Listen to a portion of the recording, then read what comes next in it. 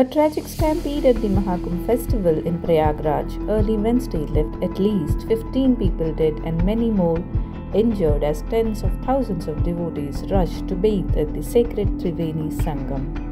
The chaos erupted around 2 a.m. when a surging crowd broke through a police barrier, trampling those sleeping or sitting near the river banks. The pre-dawn ritual bath on Mauni Amavasya, considered the most auspicious of the 6-week-long festival, had drawn a massive gathering with officials estimating around 10 crore pilgrims at the Sangam.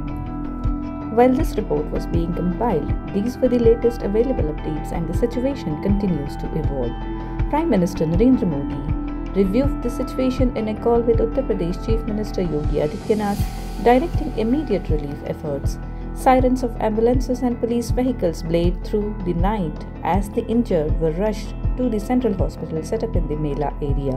In response to the tragedy, various akhadas called off their traditional Amrit Snan for the day, although devotees continued their ritual bathing at other ghats. The Congress strongly criticized the Yogi Adityanath-led Uttar Pradesh government, holding it responsible for mismanagement. Party Chief Mallikarjun Kharge expressed grief over the loss of lives and accused the administration of prioritizing VIP movement and self-promotion over public safety. Thousands of crores have been spent, yet arrangements remain inadequate. Many more Shahi Snans are left and urgent steps are needed to prevent further disasters, he posted on X.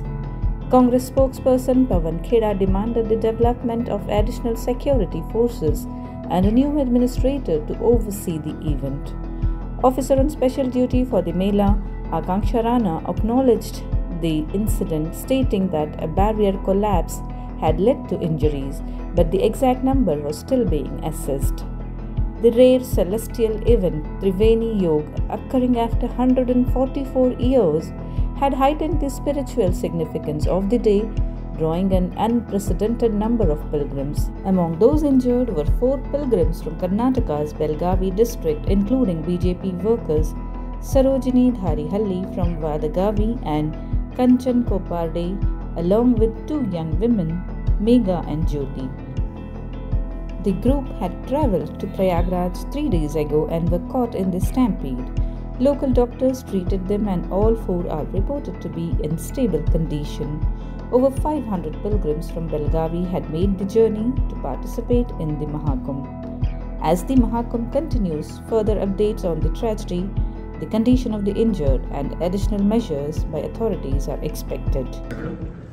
ಇವತ್ತು ಬೆಳಿಗ್ಗೆ ಒಂದು ಸುದ್ದಿ ನಮ್ಮ ಗಮನಕ್ಕೆ ಬಂತು. ಬೆಳಗಾವಿ ಜಿಲ್ಲೆಗೆ ಸೇರುವಂಥ ಒಂದು 30 ಜನದ ತಂಡ ಪ್ರಯಾಗರಾಜ್ ಹೋಗಿ ಅಲ್ಲಿ ಒಬ್ಬರಿಗೊಬ್ಬರು ಸಿಗ್ತಾ ಇಲ್ಲ, ಸ್ವಲ್ಪ ಮಿಸ್ಸಿಂಗ್ ಆಗಿದ್ದಾರೆ ಅಂತ ಹೇಳಿ ನಮಗೆ ಸುದ್ದಿ ಬಂತು. ನಾವು ವಿಚಾರಣೆಯನ್ನು ನಡೆಸ್ತಾ ಇದ್ದೀವಿ. ಈ ಒಂದು ಇಶ್ಯೂ ಆಗಿ ಒಂದು 6-7 ತಾಸು ಆಗ್ತಾ ಇದೆ. ಅಲ್ಲಿ ಸ್ವಲ್ಪ ಜನಸಂಖ್ಯೆ ಪ್ರಯಾಗರಾಜಲ್ಲಿ ಜಾಸ್ತಿ ಆಗಿದೆ. ಇವತ್ತು ಅಮಾವಾಸ್ಯ ದಿನದ ಏನು ಸ್ನಾನ ಮಾಡ್ತೀವಿ ಅದಕ್ಕೆ ಸರಿಸುಮಾರು ಒಂದು 6 ಕೋಟಿಯಿಂದ 8 ಕೋಟಿ ಜನ ಸೇರೋ ಒಂದು ಸಂದರ್ಭ ಸೃಷ್ಟಿಯಾಗಿದೆ. ಅದರಿಂದ ಯಾವುದೇ ಆತಂಕ ಪಡೋ ಅವಶ್ಯಕತೆ ಇಲ್ಲ. ನಾವು ಎಲ್ಲರ ಜೊತೆ ಸಂಪರ್ಕದಲ್ಲಿದ್ದೀವಿ, ಟ್ರಾವೆಲ್ ಏಜೆಂಟ್ ಜೊತೆನೂ ಸಂಪರ್ಕದಲ್ಲಿದ್ದೀವಿ, ಹಾಗೂ ಅಲ್ಲಿ ಜಿಲ್ಲಾಡಳಿತದ ಜೊತೆನೂ ಸಂಪರ್ಕದಲ್ಲಿದ್ದೀವಿ. ನಮ್ಮ ವತಿಯಿಂದ, ಜಿಲ್ಲಾಡಳಿತದಿಂದ ಹಾಗೂ ಸರ್ಕಾರ ವತಿಯಿಂದ ಅವರಿಗೆ ಎಲ್ಲ ರೀತಿಯ ಸಹಕಾರವನ್ನು ನಾವು ಕೊಡಲಿಕ್ಕೆ ಸಿದ್ಧರಾಗಿದ್ದೀವಿ. ಅಲ್ಲಿರುವಂಥ ಜಿಲ್ಲಾಧಿಕಾರಿಗಳು ಹಾಗೂ ಸ್ಪೆಷಲ್ DC ಗಳು ಯಾರ್ಯಾರಿದ್ದಾರೆ ಅವ್ರ ಜೊತೆ ಎಲ್ಲ IAS ಆಫೀಸರ್ಸ್ ಹಾಗೂ IPS ಆಫೀಸರ್ಸ್ ಜೊತೆ ಸಂಪರ್ಕದಲ್ಲಿದ್ದೀವಿ.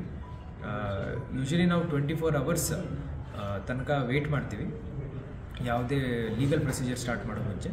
ಆದರೆ ಈ ಒಂದು ಸ್ಪೆಷಲ್ ಸಂದರ್ಭದಲ್ಲಿ ನಾವು ಈಗಾಗಲೇ ಅಲ್ಲಿ ಜಿಲ್ಲಾಡಳಿತದ ಜೊತೆ ಸಂಪರ್ಕ ಮಾಡಿಕೊಂಡು ಎಲ್ಲ ರೀತಿಯ ಸಹಕಾರ ಅವರಿಂದ ನಾವು ಕೇಳಿದ್ದೀವಿ, ಅವ್ರು ಕೊಡಲಿಕ್ಕೆ ಒಪ್ಕೊಂಡಿದ್ದಾರೆ. ಸರ್, ಎಷ್ಟು ಜನ ಮಿಸ್ಸಿಂಗ್ ಇದೆ ಬೆಳಗಾವಿ? ಮಿಸ್ಸಿಂಗ್ ಅಂತ ಹೇಳಲಿಕ್ಕಿಲ್ಲ, ಬಿಕಾಸ್ ನಾವು ಯೂಶ್ವಲಿ 24 ಅವರ್ಸ್ ವೆಯ್ಟ್ ಮಾಡ್ತೀವಿ ಮಿಸ್ಸಿಂಗ್ ಡಿಕ್ಲೇರ್ ಮಾಡಲಿಕ್ಕೆ.